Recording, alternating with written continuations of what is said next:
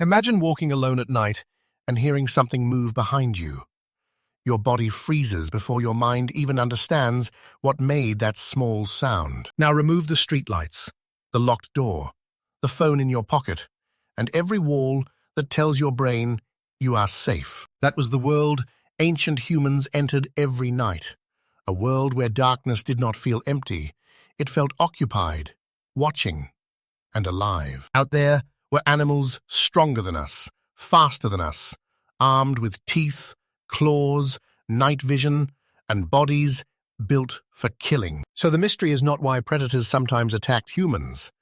The stranger question is why they often did not. Why would a powerful animal hesitate in front of a creature with soft skin, no claws, weak teeth, and a slow running speed? The answer begins with a misunderstanding. Ancient humans were not safe because they were physically dominant.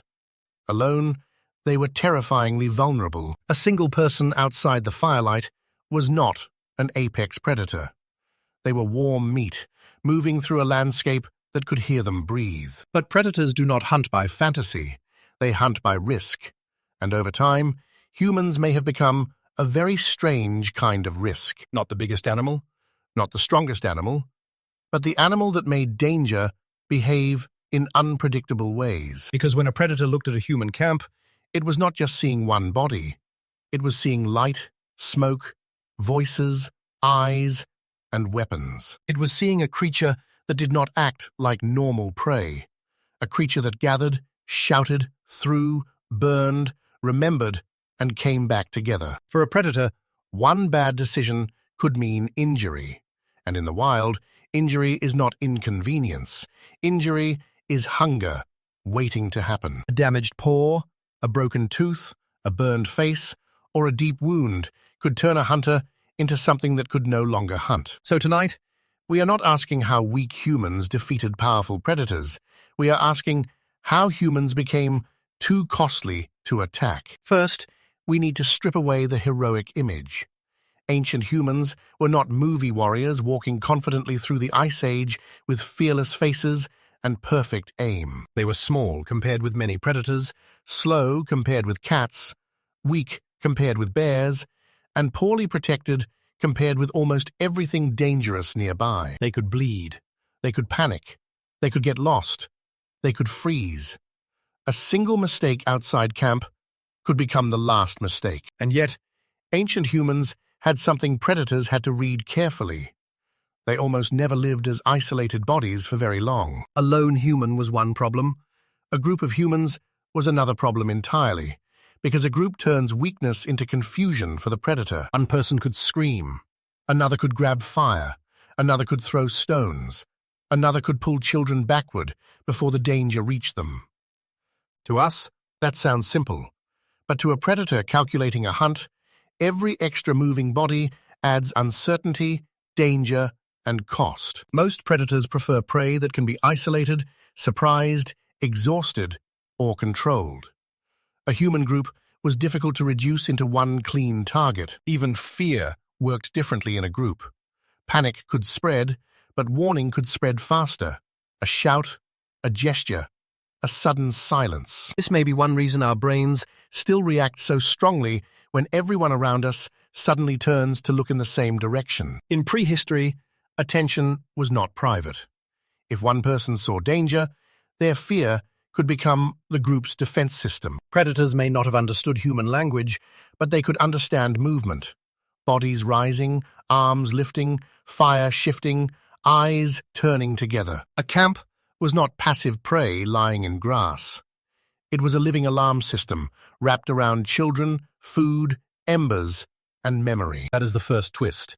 Humans were individually fragile, but socially dangerous. The predator was not facing a body. It was facing coordination. And once coordination entered the night, the real weapon was no longer strength. It was the possibility that the hunt would go wrong. Now look at the camp from the predator's side. It is dark. The animal is hungry. It smells meat, smoke, sweat, and cooked fat. But between hunger and the human bodies sits something unnatural. A trembling circle of fire, throwing light where night should be complete. Fire was not a magic shield.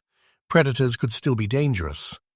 But fire changed the rules of distance, visibility, and approach. It made shadows move. It made heat rise. It cracked, sparked, smoked, and turned a quiet sleeping place into a strange, glowing warning. For ancient humans, fire meant warmth, cooking, light, and gathering. For an approaching predator, it may have meant uncertainty. And uncertainty matters. A predator does not need to understand fire like a scientist. It only needs to learn, this place is trouble. Around that fire were hands. Hands that could pick up stones. Hands that could hold sharpened wood. Hands that could make distance dangerous. That distance was everything. Teeth and claws need closeness. A thrown stone, a spear, or a burning branch could begin before contact. This did not make humans invincible. It made them expensive. It forced predators to ask a silent question. Is this meal worth the damage? The camp also carried sound. Humans are noisy animals, talking, crying, laughing, warning, coughing, scraping tools, moving branches, feeding fire. To a predator, noise can mean confusion. It can hide exact positions, reveal many individuals, and suggest that surprise may already be lost. And surprise is precious. Many predators depend on the moment before the prey understands what is happening. Human camps made that moment harder. Imagine a big cat watching from the edge of darkness. It does not see one sleeping animal. It sees a bright, unstable problem. The humans are weak, yes, but they are awake in pieces. One sleeps, one turns, one feeds the fire, one listens. That may be why the most important boundary in prehistory was not a wall. It was the edge of the firelight. Here is where the story becomes darker, but also more practical. Predators are not monsters. They are survival machines with fragile bodies. A predator that gets badly hurt cannot simply visit a doctor. It cannot order food. It cannot rest safely for 2 weeks. If a lion, wolf, hyena, or big cat is injured, its future meals become harder, and its own body becomes more vulnerable. So predators often avoid unnecessary risk when easier prey exists. This does not make them cowardly, it makes them alive. Ancient humans may have exploited that rule without planning it as a theory. They made themselves noisy, grouped, armed, and difficult. A stone hitting the face, a spear point in the shoulder, a burning branch near the eyes. None needed to kill instantly. They only needed to make the predator remember that humans were not a clean meal. They fought back in strange, social ways. And memory matters. Animals learn landscapes. They learn waterholes, trails, dangerous rivals, bad experiences, and places where hunger becomes pain. A predator that survived a bad encounter with humans might avoid the next camp, the next smoke column, the next cluster of voices. This is not the same as saying every predator feared every human. The prehistoric world was too varied and dangerous for simple rules. Some predators may have attacked, some may have scavenged near camps, some may have waited for children, weakness, darkness, or separation. But the pattern that mattered was this. Humans could turn from prey into a collective hazard faster than many animals expected. The spear was not just a weapon.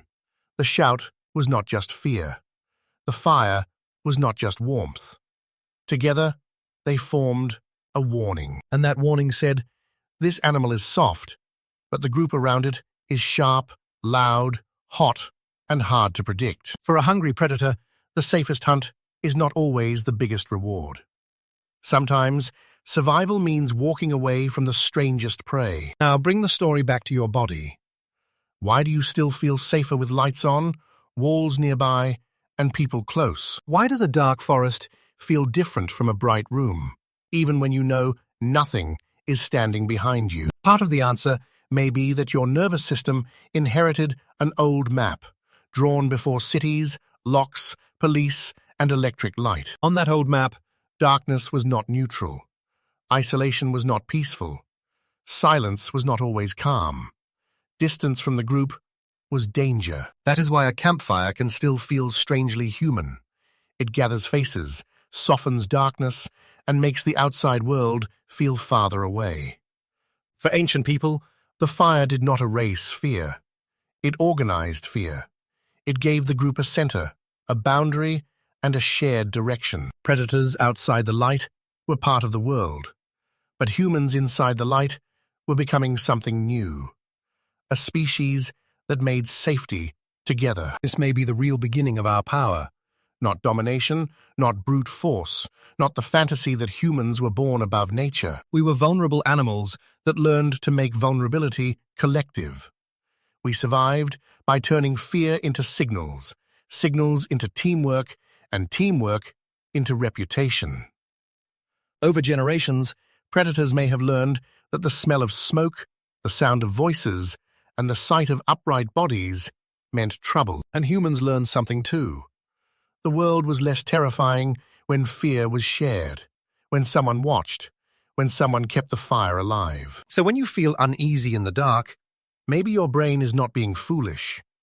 Maybe it is remembering an older night, a night when every sound mattered, a night when the difference between alone and together could decide who saw the morning. Predators were stronger than us, but strength was never the whole story.